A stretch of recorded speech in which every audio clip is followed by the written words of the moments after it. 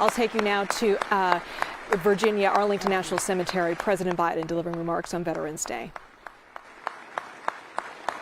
Thank you, thank you, thank you.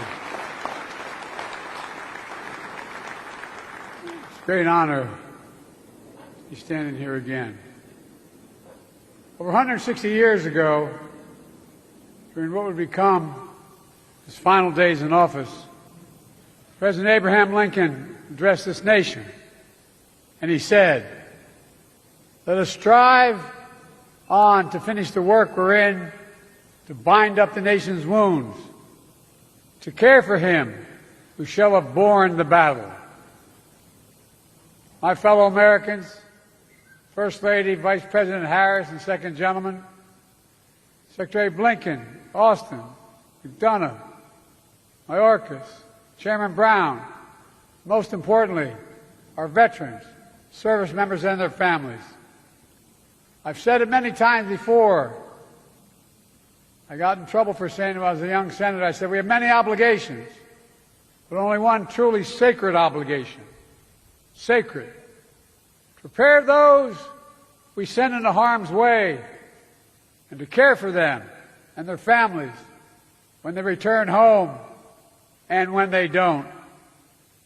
It's an obligation, not based on party or politics, but on a promise that unites us all.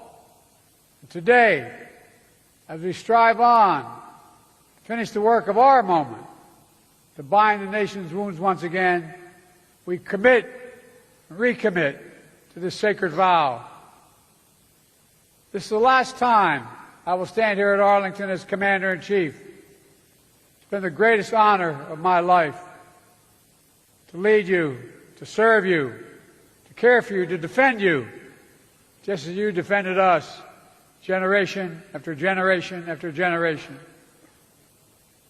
You are the greatest fighting force, and this is not hyperbole, the finest fighting force in the history of the world.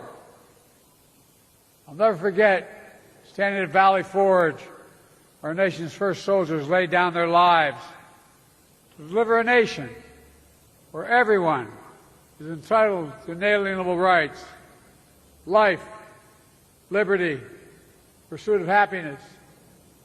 And I'll never forget walking the hills of Gettysburg, where thousands more shed their blood to make those words real.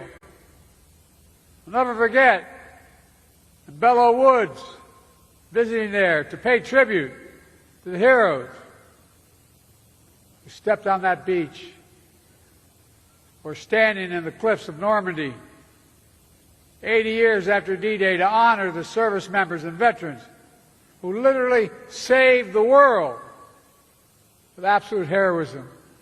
Just standing there, you wonder how in God's name did they have the courage to do what they did. I'll never forget visiting bases in Korea, where America's sons and daughters answers a call to defend the people they had never met. For paying my respects in Hanoi, where so many of our troops defended democracy, including my friend and once worked for me, Senator John McCain.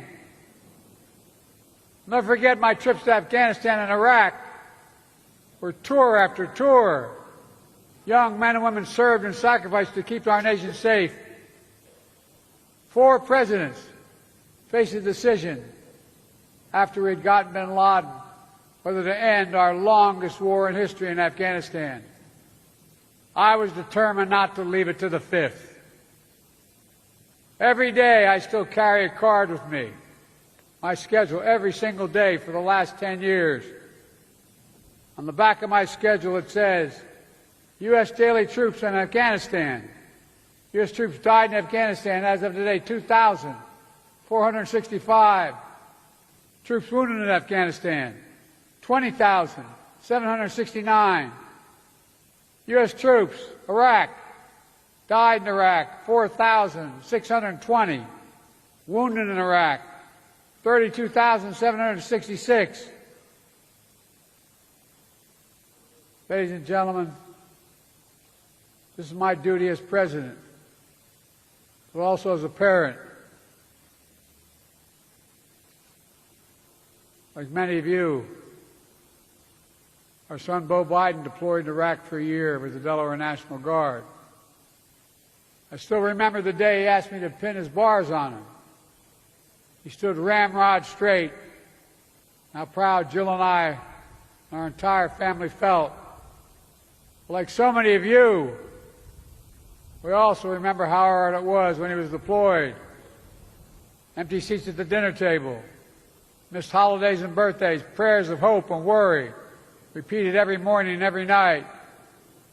Just as we ask everything of our veterans, we ask everything of their families.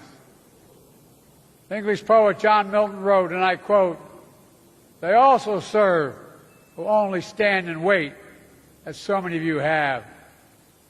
So for all the military families, to all those with a loved one still missing or unaccounted for, to all Americans grieving the loss of a loved one who wore the uniform, Jill and I want you to know we see you, we thank you, and we'll never stop working to meet our sacred obligation to you and your families. Jill and I, Doug and Kamala, our entire administration, are proud of our work over the past 4 years. Together we passed more than 30 bipartisan laws to support our veterans and their families, caregivers and survivors. We brought veterans' homelessness down to a record low. We delivered more benefits to more veterans than any ever before in VA history. We've invested record resources to reduce the scourge of veteran suicide. We took action to protect veterans from scams, because no veteran should be defrauded by those they defended. All these actions are vital, but I'm particularly proud of finally passing the PACT Act.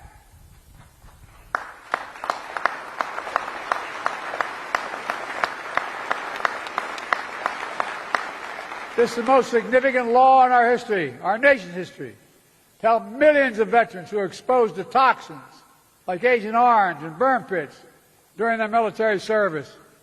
Pits the size of football fields that incinerated the wastes of war, tires, chemicals, batteries, jet fuel, and so much more. Pits that left too many veterans with headaches, numbness, dizziness, asthma, and cancer. The PACT Act has already helped over 1 million veterans and their families get the benefits they deserve. They deserve those benefits.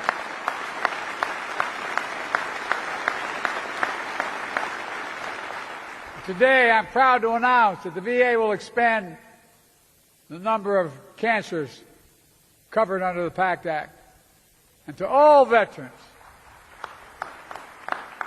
who served at K2 Air Base in Uzbekistan, constantly surrounded by toxins, we want to honor you. We want to have your back, just like we did in Agent Orange, just like we're going to rule to make sure you don't have to prove your illness as a consequence of your service, which is often too hard to do.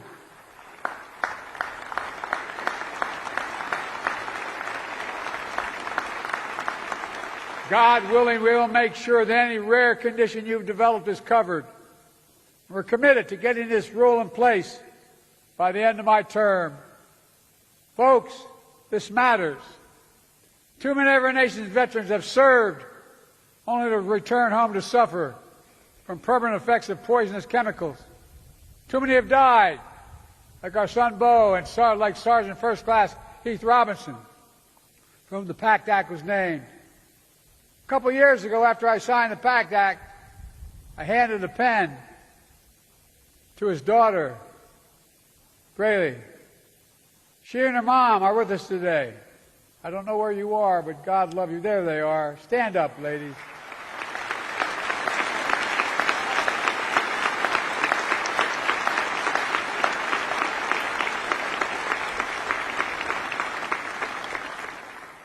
Give me word, I mean this. I'll never forget. After I handed the signing pen, that beautiful young lady who lost her whole world, she held the pen in her hand, and she looked at me and she said, "Thank you. Thank you for my daddy. God love you, honey. God love you." But I don't think she was just thanking me. She was thanking all of you here, all of us.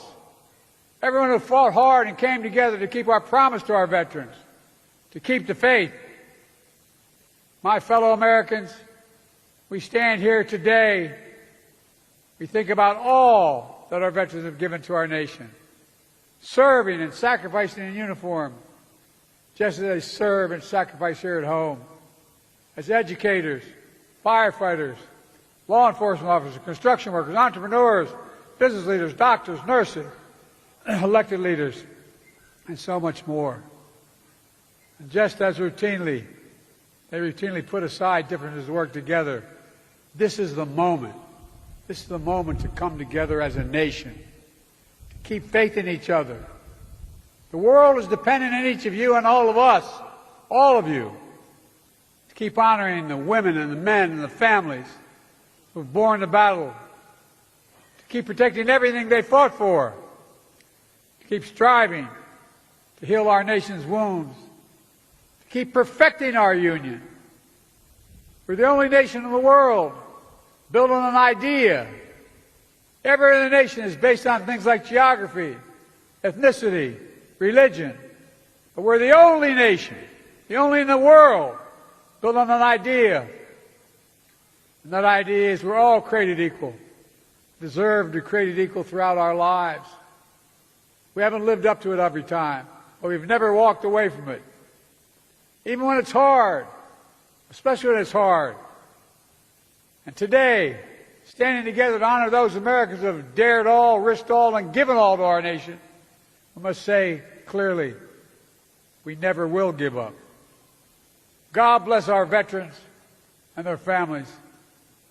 And may God protect our troops today and always. God love you. Thank you so much.